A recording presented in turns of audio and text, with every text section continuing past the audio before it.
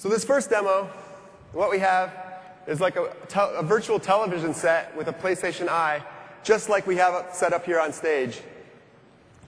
So you can see when Anton moves the controller here, the controller moves one-to-one just as he moves. In order to let you see this better, Anton, if you can turn on the video on the television there, we're putting the PlayStation Eye's video on this virtual TV. So you can see as Anton moves, it moves exactly as he moves. This is true one-to-one tracking.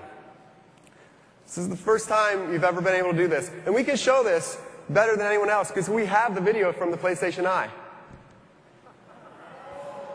That racket is actually in the virtual world. It's in Anton's hand. It's still hard.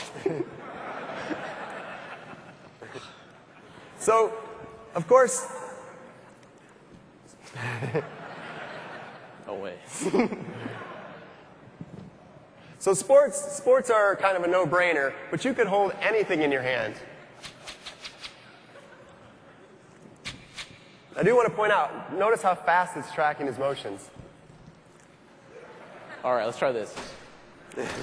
Yes.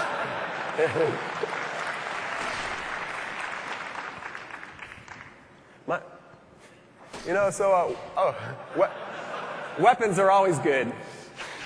Especially large ones. So my son loves this demo, actually.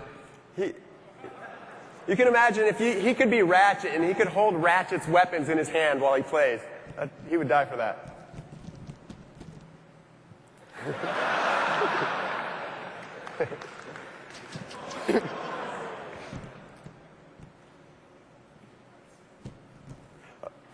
Okay, we have a flashlight now.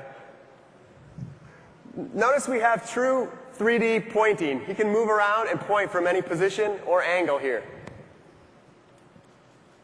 Okay, the flashlight's pretty cool, but do you have anything with a little more firepower, maybe? Oh, yeah. A foam dart. Nice shot, though. All right, more firepower. Now we're talking. Gold Desert Eagle. So, of course, the PlayStation, this new controller and motion control in general, people have thought are more of a casual experience. And we expect very great casual experiences. But we also want to enable some more gamers games. We think that'll be a great use of this controller, too. So if you want to switch to first-person shooter mode, Anton can actually move around the room and point and shoot things. My hands weren't so jittery I could actually hit something. We learned from iToy that buttons are needed for some experiences. There's some experiences you can do without them, but some experiences there's just no other way to do. There's really no other way to do this without a trigger. It just wouldn't feel right. Okay, so let's see anything else? We got one more thing. This is always difficult. Oh, yeah. So you can imagine the kind of special effects we could overlay with the video and the graphics here. Now, we're going to switch gears completely here. This next demo, it may look simple, but it's one of the hardest things to do precisely. Anton is effectively reaching into the scene, bridging the gap between the real and virtual worlds. This is the foundation for the ultimate sandbox. You can build anything in this. The game development is really excited about this because the possibilities are limitless here.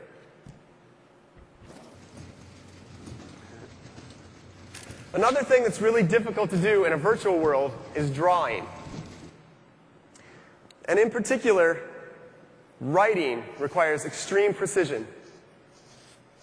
The tip of that pencil Anton's using is being tracked at sub-millimeter accuracy.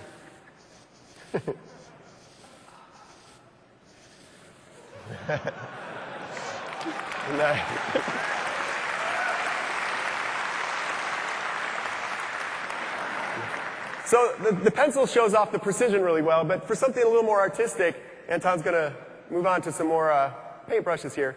He's actually metering out the amount of paint that's being put on the canvas using the analog trigger right now. Nice.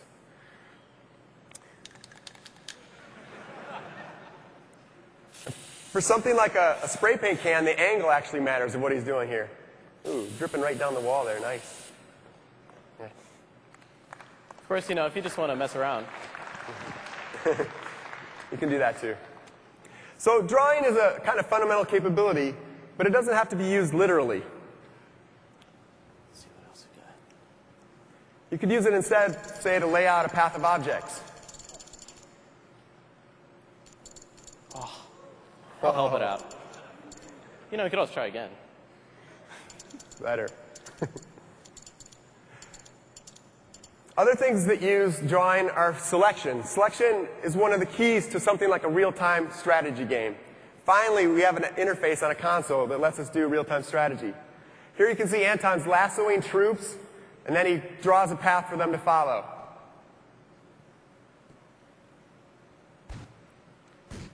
You can imagine using this for other kinds of games, like football. You could draw out the route for a wide receiver to follow.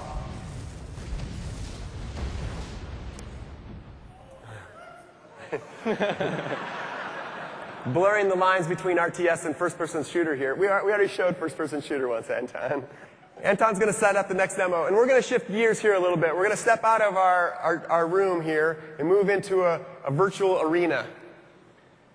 We're going to show you some character control, actually. So as you can see here, my motions are mapped directly onto the character. When I move my sword and shield, he moves them exactly as I do. Hey, everybody.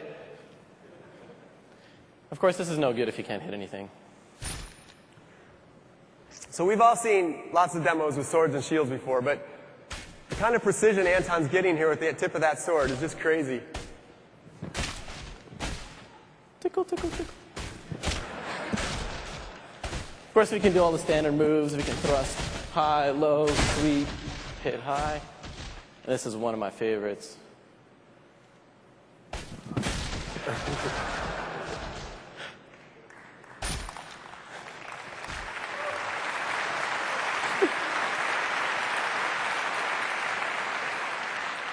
How many years of kendo was that?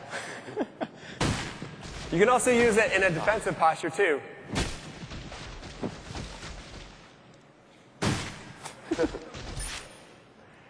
Now this is a little bit different. Now we've shown you, you can see one-to-one Anton's hands moving, and the virtual hands move exactly as he does. You can point and throw, no problem. You could reach around an enemy that's coming at you. He's doing behind the back. You can really do anything you want with this.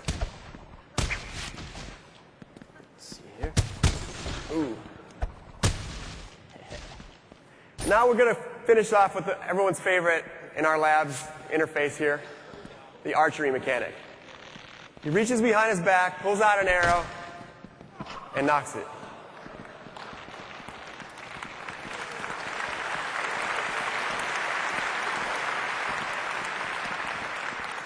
Of course, the tension on the string matters, so the farther I pull it back, the more power I'm going to launch into this guy. All right, Rick, call the shot. The farthest guy on the right there. Gangster style, yeah. Oof. Steady. Let me see if I can. Oh. Nice. Let's go for something a little more dramatic. There we go.